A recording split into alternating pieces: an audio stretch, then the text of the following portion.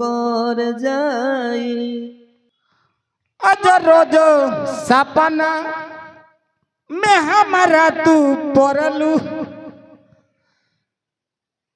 कब केहू कहला तो ऊपर से चढ़लू रोज रोज हमारा बाबा तू सपना में पड़लू केहू केहू कहला तो ऊपर से चढ़लू। अरे तोहर किरिए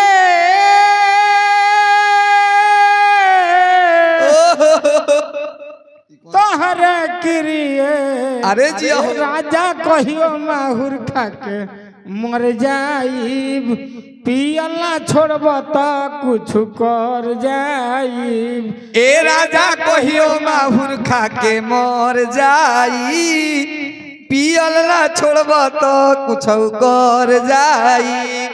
ए राजा कहियो माहुर खाके मर जाइब पियला छोड़ब तो कुछ कर जाइब।